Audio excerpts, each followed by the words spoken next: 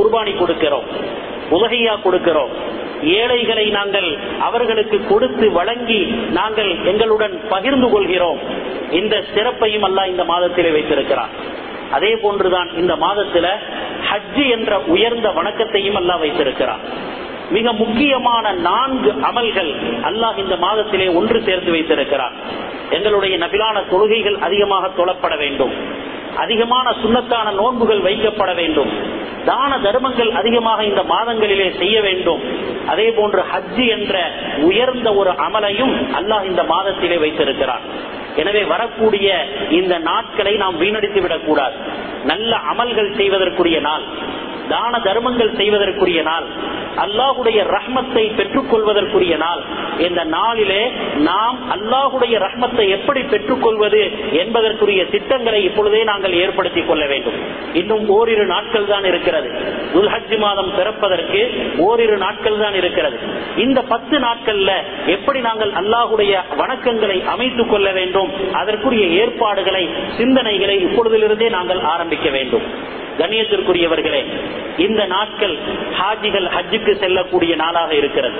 ஹஜ்ஜுக்கு போகாதவர்கள் இங்கே இருக்கக்கூடியவர்களும் உலஹியாவினுடைய அமலை செய்யக்கூடியவர்களாக இருக்கிறார்கள்.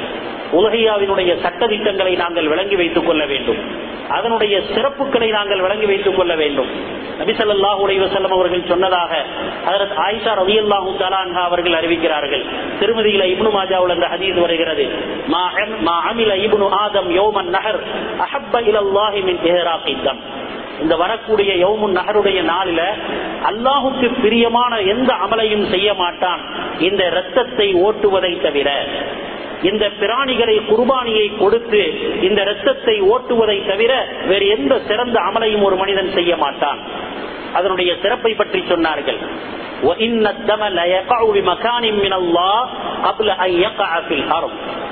நீங்கள் உலுஹியா கொடுக்கிற நேரத்துல, அதை அறுக்கிற நேரத்துல அந்த ரத்தம் பூமியில விழுறதுக்கு முன்னாடி, அந்த ரத்தத்தினுடைய சொட்டு பூமியில விழுவதற்கு முன்பதாக அல்லாஹ்விடத்திலே உயர்ந்த அந்தஸ்திலே போய் சேர்ந்து விடுகிறது.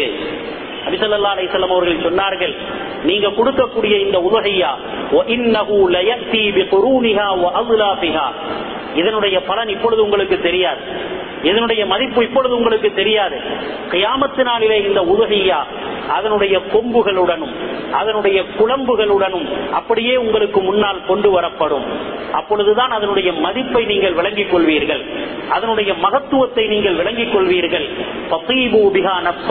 நபி ஸல்லல்லாஹு அலைஹி வஸல்லம் அவர்கள் சொன்னார்கள், மனமுவந்து நீங்கள் உலுஹியா கொடுங்கள், மனமுவந்து நீங்கள் உலுஹியா கொடுங்கள். நபி ஸல்லல்லாஹு அலைஹி வஸல்லம் அவர்கள் இன்னொரு இடத்துல சொன்னாங்க, யாருக்கு அல்லாஹ் வசதி கொடுத்து அவர் உலுஹியா கொடுக்கவில்லையோ, யாருக்கு அல்லாஹ் வசதியை கொடுத்து உலுஹியா கொடுக்கவில்லையோ, நாம் தொழக்கூடிய இடத்திற்கு அவர் வர வேண்டாம் என்று சொன்னார்கள். அல்லாஹுடைய நிஅமத் உலுஹியா கொடுக்கிறது என்பது அல்லாஹுக்காக வேண்டி நாங்கள் இந்த ஒரு தியாகத்தை செய்கிறோம். ஈதுல் அல்ஹா என்று சொன்னாலே தியாக திருநாள். நபி இப்ராஹிம் அலைஹிஸ்ஸலாம் அவர்களும் அவர்களுடைய குடும்பத்தாரும் அல்லாஹுக்காக வேண்டி செய்த தியாகங்களை எங்களுடைய கண்ணுக்கு முன்னால் கொண்டு வரக்கூடிய திருநாள். அதனாலதான் நபி ஸல்லல்லாஹு அலைஹி வஸல்லம் அவர்களிடத்தில் கேட்கப்பட்டது, யா ரசூலல்லாஹ் மாஹியல் அல்லாஹி, இந்த உலுஹியாக்கள் என்றால் என்ன, இதனுடைய தத்துவம் என்ன? நபி அவர்களிடத்தில் கேட்கப்பட்டது. நபி ஸல்லல்லாஹு அலைஹி வஸல்லம் அவர்கள் சொன்னார்கள், ஹிய சுன்னத்து அபீக்கும் இப்ராஹிம், இது உங்களுடைய தந்தை ஹஜ்ரத் இப்ராஹிம் அலைஹிஸ்ஸலாம் அவர்களால் நடைமுறைப்படுத்தப்பட்ட ஒரு சுன்னத் என்று சொன்னார்கள். உலுஹியா கொடுக்கக்கூடிய நேரத்தில் இதனுடைய ஆரம்பத்தை கொஞ்சம் நாங்கள் நினைத்து பார்க்க வேண்டும். ஹஜ்ரத் இப்ராஹிம் அலைஹிஸ்ஸலாம் அவர்கள் அல்லாஹுக்காக வேண்டி அல்லாஹ்வுடைய கட்டளையை நிறைவேற்ற வேண்டும் என்பதற்காக தன்னுடைய மகனை அறுத்து பலியிடுவதற்கு தயாரானார்கள்.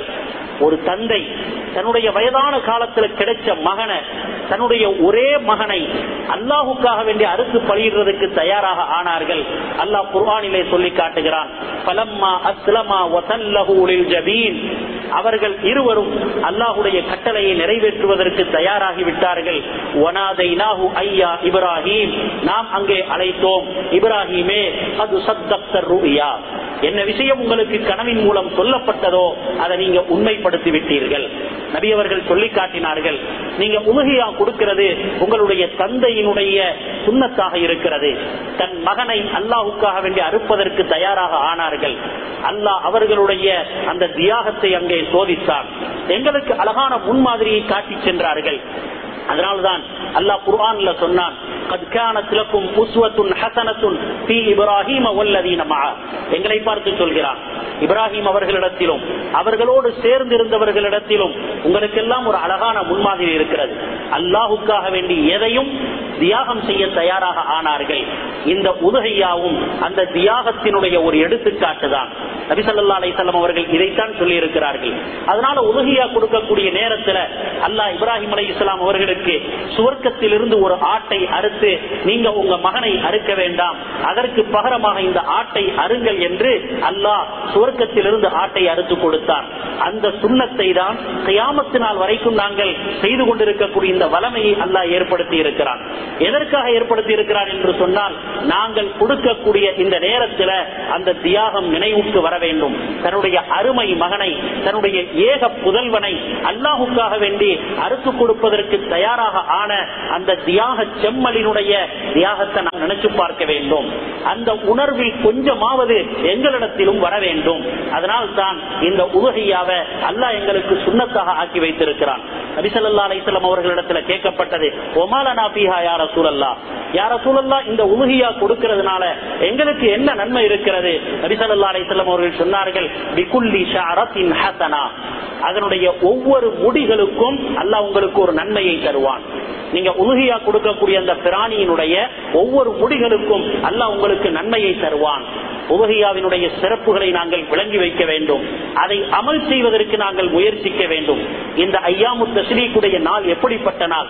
நபி ஸல்லல்லாஹு அலைஹி வஸல்லம் அவர்கள் சொன்னார்கள், ஐயாமு அக்லின் வ ஷுர்பின் வ திக்ருல்லாஹ். இந்த நாட்கள் எப்படிப்பட்ட நாட்கள் என்று சொன்னால், நல்ல சாப்பிடக்கூடிய நாள், நல்ல குடிக்கக்கூடிய நாள், அல்லாஹுவை நல்ல திக்ர் செய்யக்கூடிய நாள். அதனால் நீங்களும் சாப்பிடுங்கள், ஏழைகளுக்கும் கொடுங்கள். உங்களால் முடிந்த வசதிகளை, உங்களால் முடிந்த உதவிகளை ஏழைகளுக்கு நீங்கள் கொடுத்து உதவுங்கள். நபி ஸல்லல்லாஹு அலைஹி வஸல்லம் அவர்கள் சொன்னார்கள். அதனால முடிந்தவர்கள், வசதி உள்ளவர்கள், எங்களால் முடிந்த அளவுக்கு உலுஹியா கொடுப்பதற்கு நாங்கள் முயற்சிக்க வேண்டும்.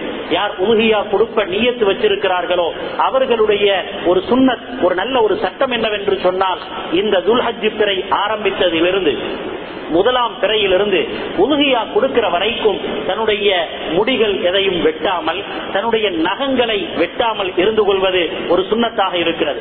எப்படி ஹாஜிகள் இஹ்ராமுடைய நிலையில இந்த வேலைகளை செய்ய மாட்டார்களோ, அவர்கள் இஹ்ராம களைகிற வரைக்கும் நகத்தை வெட்டக்கூடாது, முடிகளை களையக்கூடாது என்று அவர்களுக்கு எப்படி சொல்லப்பட்டிருக்கிறதோ, அதற்கு ஒப்பாக நாங்களும் இது போன்ற நிலையை ஏற்படுத்திக் கொள்ள வேண்டும். துல்ஹஜ் பிறை ஒன்றிலிருந்து உலுஹியா கொடுத்து முடிகிற வரைக்கும் நாங்கள் இது போன்ற இந்த சுன்னத்தையும் பேணிக் கொள்ள வேண்டும். உலுஹியா கொடுக்கக்கூடிய ஆடு மாடுகள் எப்படி இருக்க வேண்டும்? நல்ல முறையிலே இருக்க வேண்டும். நபி ஸல்லல்லாஹு அலைஹி வஸல்லம் அவர்கள் சொன்னார்கள், சம்மினு லஹாயாக்கும், உங்களுடைய உலுஹியாவினுடைய அந்த பிராணிகளை நல்ல கொழுத்ததாக ஆக்கி வைத்துக் கொள்ளுங்கள். நல்ல பிராணிகளை கொடுங்கள், நல்ல இறைச்சியை தரக்கூடிய பிராணிகளை நீங்கள் கொடுங்கள். ஏனென்று சொன்னால், கியாமத்து நாள்ல உங்களுடைய சிராத்துல் முஸ்தகீம் பாலத்திலே வாகனமாக அந்த உலுஹியா வரும் என்று நபி ஸல்லல்லாஹு அலைஹி வஸல்லம் அவர்கள் சொன்னார்கள். கண்ணியத்திற்குரியவர்களே, இந்த நாட்களிலே நாங்கள் இந்த அமல்களை செய்யறதுல ஆர்வம் காட்ட வேண்டும். இப்பொழுதிலிருந்தே அதற்கு தயாராக வேண்டும். அதே போன்று இந்த மாதம் இருக்கிறது, ஹஜ்ஜுடைய மாதம். ஹாஜிகள், லட்சக்கணக்கான ஹாஜிகள் மக்காவை நோக்கி சென்று கொண்டிருக்கிறார்கள். பலர் சென்று விட்டார்கள். ஹஜ்ஜினுடைய அமலுடைய தத்துவத்தை விளங்க வேண்டும். அல்லாஹ் ஏன் இந்த ஹஜ்ஜை எங்களுக்கு ஏற்படுத்தி தந்திருக்கிறான்? ஹஜ்ஜினால் கிடைக்கக்கூடிய படிப்பினை என்ன, அதனால் கிடைக்கக்கூடிய தர்பியா என்ன, அது எங்களுடைய வாழ்க்கையில வர வேண்டும். அல்ஹம்துலில்லாஹ், நாம் எத்தனை பேர் ஹஜ்ஜுக்கு சென்றிருக்கிறோம், பல தடவை ஹஜ்ஜுக்கு சென்றிருக்கிறோம். ஆனால் இந்த ஹஜ்ஜு என்ற அமலின் மூலமாக நம்மிடத்திலே அல்லாஹ் எதை எதிர்பார்க்கிறான், இந்த தன்மை நம்மிடத்திலே வந்திருக்கிறதா, இதை நாங்கள் யோசித்து பார்த்துக் கொள்ள வேண்டும். நபி அவர்கள் சொன்னார்கள், நபி ஸல்லல்லாஹு அலைஹி வஸல்லம் அவர்கள் சொன்னார்கள், ஹஜ்ஜுன் மப்ரூர் லைஸ லஹு ஜஸாஉன் இல்லல் ஜன்னah. ஒப்புக்கொள்ளப்பட்ட ஹஜ் இருக்கிறதே, அதற்கு அல்லாஹ்விடத்தில் சுவர்க்கத்தை தவிர வேற எந்த கூலியும் கிடையாது. ஒப்புக்கொள்ளப்பட்ட ஹஜ்ஜுக்கு அல்லாஹ் சுவர்க்கத்தை தான் கூலியாக வைத்திருக்கிறான். ஒப்புக்கொள்ளப்பட்ட ஹஜ் என்று சொன்னால் என்ன? ஒப்புக்கொள்ளப்பட்ட ஹஜ்ஜினுடைய அடையாளங்களில் ஒன்றுதான், நாங்க ஹஜ் செய்யறதுக்கு முன்னாடி எங்களுடைய நிலை எப்படி இருந்ததோ அந்த நிலைக்கும் ஹஜ் செய்ததுக்கு பிறகுள்ள எங்களுடைய நிலைக்கும் மாற்றம் ஏற்பட வேண்டும். ஹஜ் செய்யறதுக்கு முன்னாடி எங்கள்கிட்ட இருந்த நிலைகளுக்கும் ஹஜ் செய்ததுக்கு பிறகுள்ள நிலைக்கும் எங்களிடத்திலே மாற்றம் ஏற்பட வேண்டும். எங்களுடைய அமலில் கொஞ்சம் முன்னேற்றம் ஏற்பட்டிருக்க வேண்டும். எங்களுடைய பாவங்கள் கொஞ்சம் குறைந்திருக்க வேண்டும். இப்படி இருக்கும் பொழுதுதான் இது ஒப்புக்கொள்ளப்பட்ட ஹஜ்ஜினுடைய ஒரு அடையாளம் என்பதாக ஹதீஸினுடைய விரிவுரையாளர்கள் எங்களுக்கு சொல்லி காட்டுகிறார்கள். ஹஜ்ஜில் இருந்து அல்லாஹ் நம்மிடத்திலே எதிர்பார்க்கக்கூடிய பயிற்சிகள் என்ன? முதலாவது, அல்லாஹ் குர்ஆனிலே ஹஜ் சம்பந்தப்பட்ட வசனங்களிலே சில பயிற்சிகளை அல்லாஹ் எங்களுக்கு சொல்லி காட்டுகிறான். முதலாவது அல்லாஹ் எங்களிடத்திலே சொல்லும் பொழுது, வயது பவ்வனா இப்ராஹிம் மகானல் பைத் அல்லா துஷ்ரிக் பி ஷைஅன் வதஹிர் பைத்திய லித்தாயிபீன வல் காயிமீன வர்ருக்கஇ சுஜூத். முதலாவது என்ன என்று சொன்னால், இப்ராஹிம் அலைஹிஸ்ஸலாம் அவர்கள் இந்த பைத்துல்லாவை கட்டக்கூடிய நேரத்தில் அந்த பைத்துல்லாவினுடைய இடத்தை இப்ராஹிம் அலைஹிஸ்ஸலாம் அவர்களுக்கு அல்லாஹ் ஒதுக்கி கொடுத்த நேரத்தில் முதலாவது விஷயம் என்ன சொன்னான்? அல்லா துஷ்ரிக் பி ஷைஆ, என்னை கொண்டு எந்த விதமான ஷிர்க்கும் நீங்கள் செய்யக்கூடாது, இணை வைப்பும் உங்களிடத்தில் ஏற்படக்கூடாது. கஅபத்துல்லா கட்டக்கூடிய நேரத்தில் அல்லாஹ் இதை கட்டிவிட்டு முதலாவது சொன்ன விஷயம் என்னவென்று சொன்னால், இந்த கஅபாவின் மூலமாக ஷிர்க்குகள் ஏற்படக்கூடாது. ஹஜ்ஜுக்கு சென்று வந்தவர்களுடைய வாழ்க்கையில இந்த தன்மை ஏற்பட வேண்டும். ஷிர்க் என்பது இரண்டு விதமாக இருக்கிறது. முதலாவது ஷிர்குன் ஜலி, பகிரங்கமான இணை வைப்பு, அல்லாஹ்வுக்கு இணையாக யாரேனும் ஒரு அடியாரை ஏற்படுத்திக் கொள்வது, இது பகிரங்கமான இணை வைப்பு. இரண்டாவது இருக்கிறது ஷிர்குன் ஹஃபி, அந்தரங்கமான இணை வைத்தல். அந்தரங்கமான இணை வைத்தல் என்று சொன்னால் என்ன? உள்ளத்துல அல்லாஹ்வை தவிர வேறு மற்றவருடைய எண்ணம் வந்து விடுவது. நான் அமல் செய்வது இஹ்லாஸாக இருக்க வேண்டும். ஹஜ்ஜுக்கு போனால் அதிலே கிடைக்கக்கூடிய முதலாவது தர்பியா என்னவென்று சொன்னால், எங்களுடைய வாழ்க்கையில இஹ்லாஸ் வந்துவிட வேண்டும். இஹ்லாஸ் என்று சொன்னால் என்ன? மன தூய்மை என்றால் என்ன?